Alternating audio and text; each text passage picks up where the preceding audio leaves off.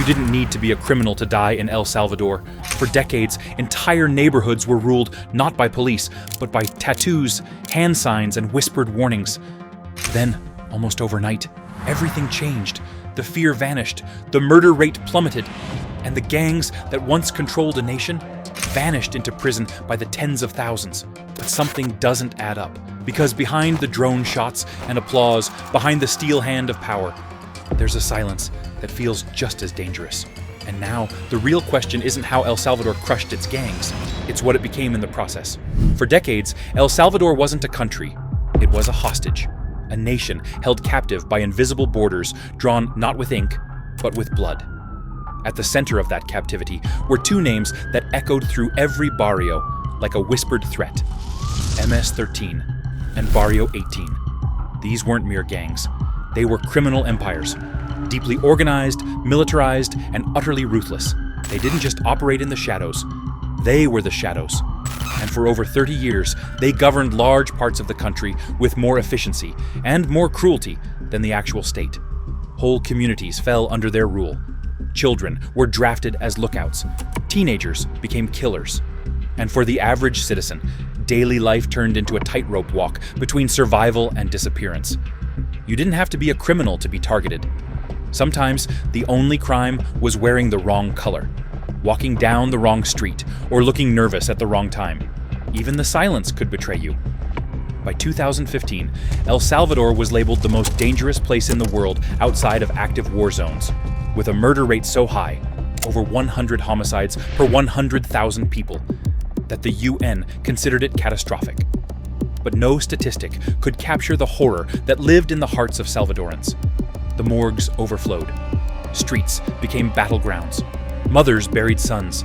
Entire neighborhoods were emptied as people fled north, risking everything just to escape. For many, staying meant living in terror. Leaving meant dying on the road. And while the violence spread like wildfire, the government seemed paralyzed. Some administrations tried militarizing the police. Others chose to negotiate. In 2012, the state even facilitated a truce between MS-13 and Barrio 18, a move that briefly brought the homicide numbers down, but strengthened the gangs in the process. The deal gave them breathing room. They used it to regroup, reorganize, and expand. What was sold as peace turned out to be a pause, a dangerous one. Extortion increased, control deepened, and soon the gangs were more entrenched than ever. Public trust collapsed. Democracy looked weak. Institutions eroded. And then came the day everything changed. March 26, 2022. In just 24 hours, 62 people were murdered in a wave of killings that shocked even a nation numb to death. It wasn't random. It was a show of strength. A declaration that, despite decades of promises, the gangs still ruled the streets. But this time, the state didn't flinch. President Nayib Bukele, young, sharp, and unapologetically brash, responded with full force. He declared a national state of emergency that suspended key constitutional rights: freedom of assembly, access to legal defense, the presumption of innocence. In exchange, the government unleashed its full arsenal: military raids, warrantless arrests, and mass surveillance. Within days, thousands were detained. Within weeks, entire neighborhoods transformed. Graffiti was painted over. Armed patrols replaced corner lookouts. For the first time in a generation, people walked through their communities without fear. Homicides plummeted. Bus routes reopened. Parks filled with children again.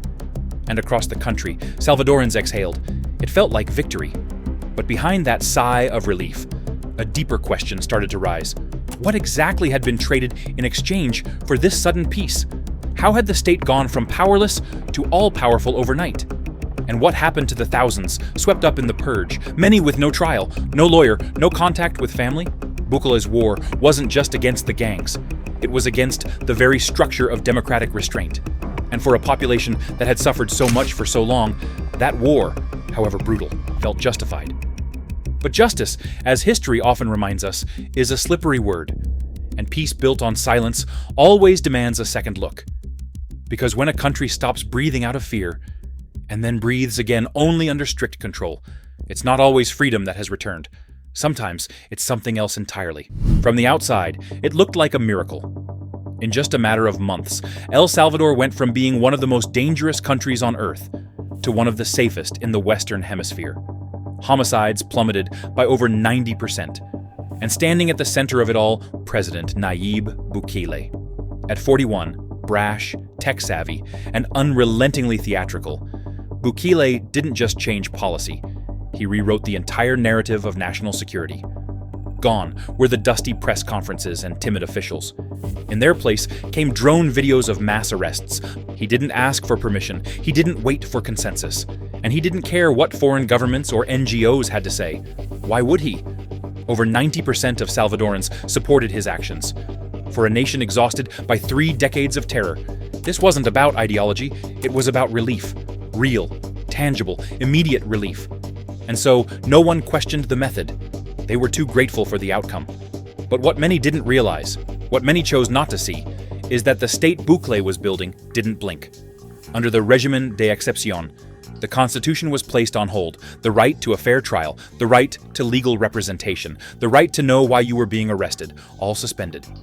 In its place came mass arrests without warrants, military patrols empowered to detain on suspicion alone, and courtroom hearings conducted like factory lines. In some cases, judges sentenced dozens of people at once, with no individualized evidence, no defense. Tattoos, slang, loose clothing, these became grounds for imprisonment. Even a nervous glance could be interpreted as guilt. Inside the prisons, things were worse. Cells meant for 800 held over 1,500. Medicine was scarce. Hygiene was non-existent. And contact with the outside world? Almost impossible. Thousands vanished into the system, and their families were left begging outside gates with plastic bags of supplies, hoping their sons, many of them innocent, were still alive. Police whistleblowers, speaking anonymously, revealed internal quotas. Each patrol unit was expected to deliver a daily number of detainees. If they couldn't find actual gang members, they were told to bring in anyone who looked the part. The goal wasn't justice. The goal was momentum. To the public, this crackdown was a necessary evil. To Bukele's critics, it was something far more dangerous, the quiet death of democracy. But if you voiced that concern, you were quickly labeled a sympathizer of gangs. Do you want the Maras back? People would ask. Do you miss the bodies in the streets? It became almost impossible to criticize the government without being accused of betrayal. And Bukele knew it. He played the role of the strongman, but with the style of a pop icon.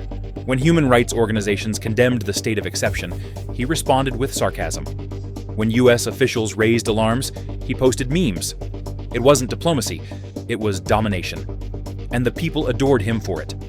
Because for the first time in living memory, the fear had changed sides. The killers were now behind bars. The country was reclaiming itself. But in the shadows of all that celebration, something else was happening. Opposition leaders were being surveilled. Journalists were harassed. Investigative reporters, particularly those at El Faro, found their names smeared, their locations exposed, their families threatened. Some fled the country, others stayed silent. The line between security and authoritarianism blurred, and then disappeared. What began as a temporary state of exception now looked permanent. The institutions that once protected civil liberties had been hollowed out. The courts answered to the executive. The police to the presidency. The media was cornered. Bukele hadn't just dismantled the gang infrastructure, he was building a new one, in its place. A government that doesn't hesitate, doesn't apologize, and doesn't blink. At the base of a dormant volcano, surrounded by dust, barbed wire, and silence, El Salvador built something the world had never seen before. The Terrorism Confinement Center, known as CECOT. It is not just a prison, it is a symbol. A fortress engineered not to rehabilitate, but to erase. With capacity for 40,000 inmates, it is now the largest detention facility in all of Latin America. Its walls, towering and white, stretch like a monolith across the landscape, guarded by electrified fences, dozens of watchtowers, and enough surveillance equipment to monitor every blink and breath inside. There are no family visits, no sunlight, no phone calls. Inmates are stripped of identity, of movement, of voice. Bukele's government releases only carefully edited videos. Rows of shirtless, tattooed men chained together, heads bowed, backs hunched, feet shuffling in unison like animals being corralled. There is no pretense of justice, only performance. Prisoners are stacked into cells with no mattresses. Meals are rationed to maintain order. Medical care is minimal, if it exists at all. And everything, from waking up to being punished, is dictated by heavily armed guards with their faces hidden. It is not a correctional facility. It is a machine built to crush the memory of the gangs and any remnant of defiance that may have once existed in their bones. And yet, for much of the country, it is celebrated. The fortress has become a monument to reclaimed power. Bukele stood before it like a conqueror, declaring that the worst criminals would never again see the light of day. And with that, he gave a nation tormented by decades of violence something intoxicating, visible vengeance. In the eyes of millions, this was justice. This was strength. But behind those walls, the truth is less cinematic. Under the extended state of exception, over 75,000 people have been arrested, many without warrants, trials, or evidence. The system is overwhelmed. Prisons are double or triple capacity. Detainees vanish for months without contact. Families stand outside in the heat holding bags of soap and rice, hoping someone will accept them. Human rights groups have documented dozens of deaths in custody. Some prisoners have reportedly died from hunger, others from beatings. Yet these stories rarely pierce the national mood. Why? Because the story of safety, of order at last, is louder. Because after so many years of chaos, Salvadorans don't want nuance. They want peace. And if that peace requires a fortress in the jungle, so be it. But there is a danger in confusing silence for safety. When a prison becomes a symbol of national pride, when incarceration replaces investigation, when numbers become the goal rather than justice, something fundamental begins to rot beneath the surface. CECOT wasn't built just to punish gang leaders. It was built to terrify anyone who might question authority. To remind a country that the same system which rounded up killers could just as easily come for someone who said the wrong thing, wore the wrong shirt, or appeared in the wrong place.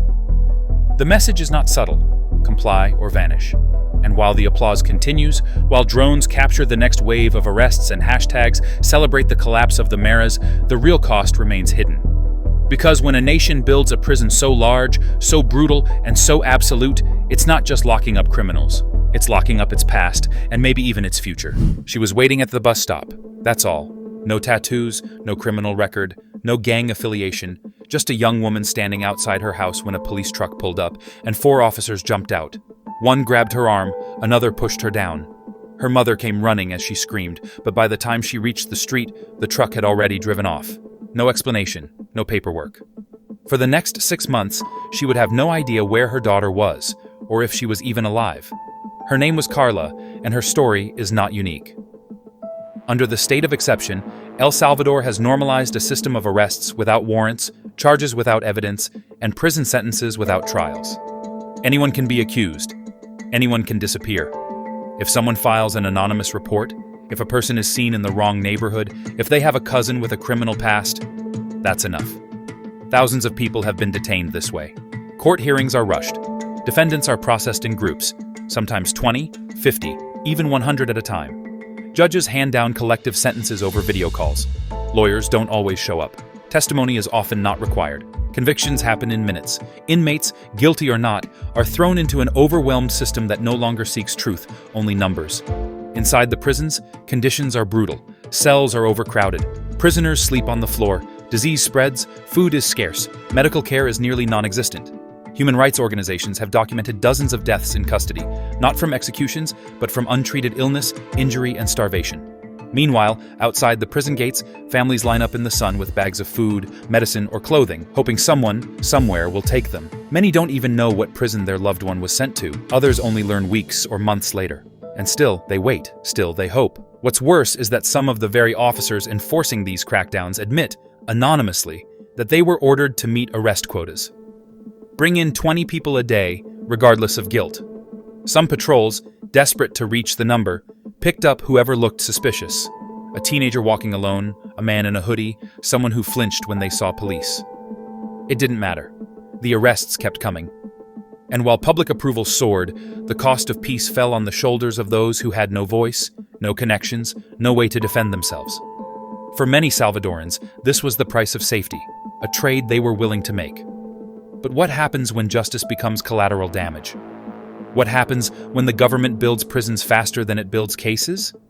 Carla was finally located after months of silence. Her mother discovered she had suffered a miscarriage while in detention, likely from the trauma of arrest and poor medical care. Her trial came and went quickly. Her lawyers presented a strong case. No evidence, no criminal history, no link to any gang. But the judge gave her 2 years anyway. No explanation, just a sentence. Now, her mother visits once a month, bringing sanitary pads, soup, and whatever medicine she can afford. It's the only way she can stay connected. The rest is silence. Stories like Carla's are not anomalies. They are becoming the rule. NGOs estimate that 1 in 4 detainees during the crackdown has no connection to organized crime. And yet, the arrests continue. The quotas remain. And the applause grows louder. Because in a country that has suffered so deeply for so long, the appearance of order feels like redemption, even if it's built on broken lives. But there is a danger in that silence. When arrest replaces investigation, when a whisper becomes a sentence, when the courts no longer ask for proof, what remains is not justice, but fear wearing a uniform. And fear, once unleashed, does not discriminate. It punishes quietly, efficiently, and without remorse. Today, it's a gang member. Tomorrow, it's a student, a mother, a journalist, a name on a list, a face in a crowd. And once they vanish, there is no guarantee they'll return. What began in El Salvador is no longer staying in El Salvador. Less than a year after President Nayib Bukele unveiled his war on gangs, other governments across Latin America began to take notes and then action. In Honduras, the president declared her own state of emergency, suspending constitutional rights in gang-dominated neighborhoods and deploying military patrols just like Bukele. In Guatemala, prosecutors and judges who spoke out against authoritarian overreach were arrested or forced into exile. In Nicaragua, opposition has already been silenced. Elections have been hollowed out, and journalists have fled by the dozens. The appeal is simple, seductive, and dangerous. Order without process, peace without negotiation, popularity without accountability. Bukele didn't just restore control, he redefined it. He proved that you don't need to strengthen institutions to fix a broken state. You can sideline them, bypass them, or dismantle them entirely. All you need is public fear, a clear enemy, and a camera. The rest is choreography. In viral clips shared across social media, Bukele stands flanked by armed guards, announcing new arrests, new prisons, new victories. These videos aren't press briefings, they're performances. And other presidents, seeing the applause he receives, have started to rehearse. But here's what's missing from the export model: context. El Salvador's descent into violence was decades in the making, fueled by U.S. deportation policies, civil war trauma, poverty, and years of institutional neglect. The gangs didn't appear overnight. They evolved in the absence of state presence, filling a vacuum with fear and control. And now, Bukele is filling the next vacuum with something equally absolute. Leaders elsewhere see his success, but not the consequences. They see approval ratings in the 90s, but not the rising number of deaths in custody. They see the silence in the streets, but not the silence in the courts. They want the outcome, without facing the cost. But the cost always comes, because when a government rewrites the rules to combat one enemy, it rarely stops there. The next threat might be protesters, or journalists, or unions, or courts. What starts as an exception becomes the new standard. Bukele has said as much. His re-election bid, constitutionally forbidden, is moving forward anyway, with near total institutional support. The justices who once blocked second terms? Replaced. The watchdog agencies that might investigate abuses? Defunded. The press? Branded as enemies of the people.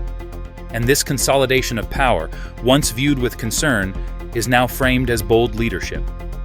Other leaders are watching not just how Bukele rules, but how he neutralizes dissent, how he controls the narrative, how he makes democracy look optional. And that's the true export. Not prisons or tactics, but permission.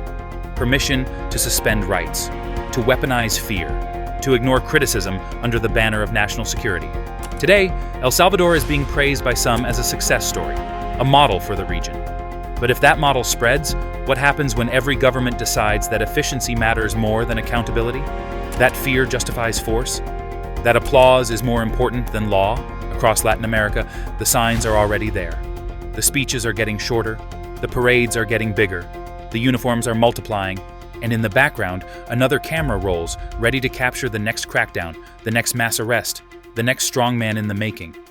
Not because the people demanded it, but because someone proved it was possible. El Salvador today is quieter than it has ever been. The gunshots are gone, the graffiti is fading, the buses are running again. Children laugh in parks where no one dared to walk before. And for the first time in decades, entire communities can go to sleep without praying they'll make it to morning. This, by all appearances, is victory. But listen closely, and you'll notice something else missing. Voices. Not just those of gang leaders or criminals, but of neighbors too afraid to speak. Journalists too hunted to publish. Families too broken to protest. In this new El Salvador, silence has become the currency of peace, and that silence has a cost. Behind the steel doors of CECOT, tens of thousands remain in limbo, some guilty, many not, forgotten by a system more focused on spectacle than evidence. The courts, once guardians of balance, have become tools of efficiency. The press, once free, now navigates a landscape of surveillance and intimidation. And the people, while grateful for the calm, have learned that the price of safety is obedience. They do not question. They do not resist. Because in El Salvador, to question is to stand out. And to stand out is to risk disappearing. Bukele's government has achieved what no administration before it could, a dramatic, even miraculous reduction in violence. But it has done so by redefining what a country is allowed to become when fear becomes policy, when power stops asking permission, and when control is more seductive than freedom. The danger isn't just that El Salvador has changed. It's that it may never go back. Because once a population adapts to silence, to strength without accountability, to safety that feels like surrender, it forgets how to ask for more. And once a government realizes it can rewrite the rules and still win applause, it forgets why rules existed in the first place. In a nation once ruled by gangs, a new kind of rule has emerged. Not by bullets in the street, but by invisible lines drawn around what can be said, what can be challenged, and who gets to decide. And maybe that's the final irony. El Salvador is no longer the most dangerous country in the world, but in its search for peace, it may have become something else entirely, a warning. Tens of thousands imprisoned, justice redefined, and a country that once feared gangs now fears speaking too loudly. Bukele didn't just end violence. He rewrote the rules of power, and now the world is watching, not because of what was fixed, but because of what was allowed. Is this the price of peace, or the blueprint of something darker? If this story challenged you, sit with it, reflect on it, and ask yourself, how far would your country go before you say enough? Let us know what you see here, success or warning.